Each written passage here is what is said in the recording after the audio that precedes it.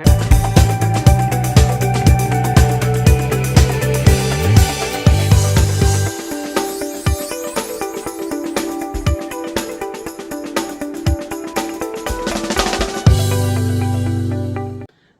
मैं Shivanu Shukla English daily vision watch के YouTube channel में आपका स्वागत करता हूं। भारत का सर्वोच्च न्यायालय अगर कोई बात कहता है तो उस बात को पूरी व्यापकता में समझने की आवश्यकता है, क्योंकि सुप्रीम कोर्ट द्वारा कही गई बात एक लंबे अनुभव, ज्ञान, व्यवहारिक पहलू और तथ्यों पर आधारित होता है। ऐसे में अगर सुप्रीम कोर्ट द्वारा किसी भी बात को पर हम त्वरित एक अर्थ निकालकर समझ लेते हैं और समझाने की कोशिश करते हैं, तो शायद हम जितनी बातें कही जानी है वो हम नहीं बता पा रहे हैं या हम समझ नहीं पा रहे हैं। तो आवश्यकता है कि सुप्रीम कोर्ट द्वारा जो भी शब्द बोले जाए उसे पूरे ध्यान से समझकर एक्सपर्ट के द्वारा समझने के बाद ही उस पर अगर हम अपनी बातों को कहते हैं तो शायद ज़्यादा अच्छा होगा। अखबारों में छपी खबरों में बताया गया है कि शुक्रवार को अडानी हिंडनबर्ग मामले की सुनवाई करते हुए चीफ जस्टिस डीवाई चंद्रचूड़ की पीठ ने सरकार द्वारा एक्सपर्ट का नाम सीलबंद लिफाफे में लेने से इनकार कर दिया गया। कोर्ट का कहना था कि इस मामले में वह पारदर्शिता चाहती है।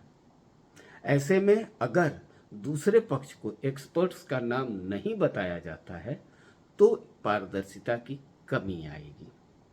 ऐसे में सुप्रीम कोर्ट ने कहा यह खुद एक कमेटी बनाएगी और उसमें एक्सपर्ट्स को चुनेगी। वहीं सॉलिसिटर जनरल तुषार मेहता जो सरकार की तरफ से थे, उनका कहना था कि सरकार मामले में सच क्या है वह सामने आए यह चाहती है, लेकिन इसका किसी भी प्रकार से मार्केट पर असर नहीं हो वह यह भी चाहती है। अब सुप्रीम कोर्ट ने कहा कि पारदर्शिता आवश्यक है।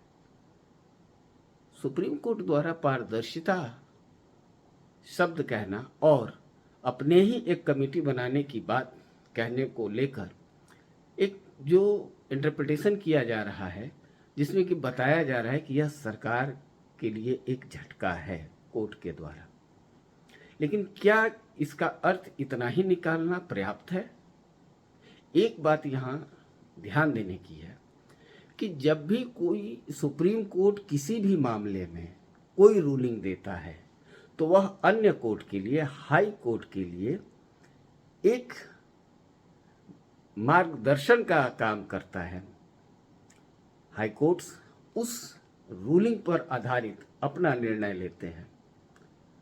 तो जहां सुप्रीम कोर्ट के, सर्वोच्च न्यायालय की बातों का इतना अधिक महत्व है कि वह जो कहता है उसकी रूलिंग कानून बन जाती है और उसको अन्य कोर्ट, हाई कोर्ट भी उसको फॉलो करते हैं, तो क्या हम सुप्रीम कोर्ट द्वारा कही किसी भी शब्द को केवल एक अर्थ निकाल कर समझ लें? ये मैं नहीं कहना चाह रहा हूं कि सुप्रीम कोर्ट के इस निर्णय का असर सरकार पर क्या पड़ेगा, जैसा कि बताया जा रहा है कि सरकार के लिए यह सेटबैक है। लेकिन मैं जो यहाँ बताने का प्रयास कर रहा हूं कि जो पारदर्शिता की बात सुप्रीम कोर्ट के द्वारा कही गई है, उस पारदर्शिता को समझने की आवश्यकता है। जो भी सरकार हो, केंद्र में हो, राज्य में हो या जो भी अथॉरिटी हो, वो ऐसी ही जब कभी भी कोई जांच कमेटी बनाए तो उसमें जो भी एक्सपर्ट हो, उन एक्सपर्ट के बारे में लोगों के को बताएं कि इसमें कौन एक्सपर्ट हैं और उनकी क्रेडेंशियल्स क्या है, ताकि उस कमेटी के बारे में लोगों में एक विश्वसनीयता आनी चाहिए। जब तक जांच की जो भी समिति बनाई जाएगी उसमें पारदर्शिता और विश्वसनीयता नहीं रहेगी, तो एक कमेटी बनेगी, वो अपना रिपोर्ट देगी, उस कमेटी को फिर कोर्ट में चैलेंज किया जाएगा एग्रीव्ड पार्टी के द्वारा। तो जब तक सभी पार्टी किसी भी मामले में उस जांच कमेटी पर उनका विश्वास नहीं होता है, तब तक उस जांच का कोई महत्व नहीं है। फिर वो मामला केवल कोर्ट में कानून में चलता रहेगा, कोई उसका एक लॉजिकल कंक्लूजन तक नहीं पहुंच पाएगा। ऐसे में कहा जाता है justice delayed is justice denied. किसी भी मामले में ये तो लंबा लटका रह जाएगा।